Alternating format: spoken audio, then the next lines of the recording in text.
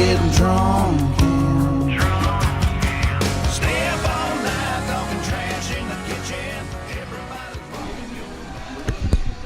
Alrighty, people. Just got back from fishing with Duncan, and what do you know? Gonna cook me up some kale. Now, for this recipe I'm gonna do here, first step is cut all your kale off of these stems here. You can leave the little tiny ones, obviously, but get rid of the fat ones. Now, this stuff was grown pretty close to me, and I don't really think it looks that crazy good. Seen a lot better looking. It's kind of chintzy, but get that cut off the stems, and I'll tune back in. Alrighty here, people. Got a big old pile of kale. Got most of the big stems out of it, and got some nice salty water, boiling water here. Take your big old pile of kale, get it all in the water. This is a lot of this kale, people. Now this isn't going to be much when it cooks down. I don't know if you've ever cooked greens before, but that's kind of how they work. So cook more than what you think you're going to want, because this is not going to be very much kale cooked down. Alrighty, let that cook. Let her get nice and tender, and then I'll show you the next steps. Alrighty, we got this cooking away here. I'm kind of blocking it with my shadow, but obviously this stuff's wilted down a lot already.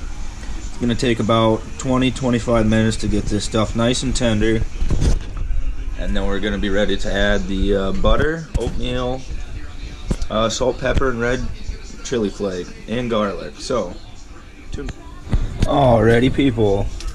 I don't know why this is so frickin' dark in here. Let me get my flashlight out.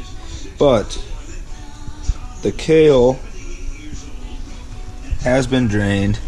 I left a little bit of the kale water in there. It's super green from the chlorophyll out of the kale, but I'm gonna leave a little bit of that in there. I might drain just a tiny bit more of that out, actually, but after that I'll start putting in more ingredients.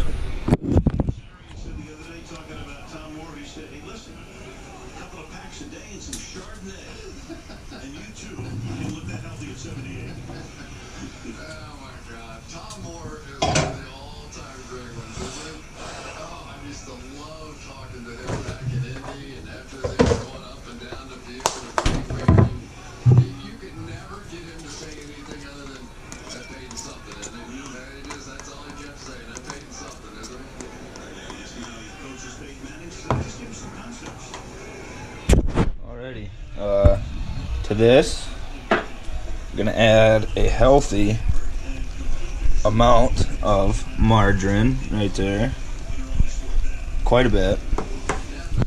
And we're also going to add some oatmeal. Now this is all approximate, people. Take about a handful, just about a handful of oatmeal. I'll put it all in. Now stir together the little bit of water that's left in the kale, the butter, and that oatmeal. Now that's the reason you want to leave a little bit of water in there, is so the oatmeal has something to cook with. Now I probably poured out a little too much water now, but who cares? The butter will cook it. Alrighty, now you want to let that sit for a few minutes until your oatmeal gets cooked. And then what do you know? Kale's already done. Oh, wait. Forgot the most important parts here. Oh. A whole lot of salt. Whole bunch of pepper. Just a sprinkle of the crushed red pepper. Boom, boom. That's it. Oatmeal, butter, kale, seasonings, and it's delicious. I'll tune back in when this is cooked. Alrighty, people. Here is the finished kale with oatmeal flecks in it. Now, I'm not the biggest oatmeal fan in the world, but This is how the recipe goes, and this is what makes it good. You might not think kale and vegetables, or kale and oatmeal go well together, but it most certainly does. Make sure you use plenty of salt, plenty of butter, and it's going to turn out perfect every time. That's it for me. Take it easy. It's 5 o'clock somewhere. There's a bar over there. Let's go check it out.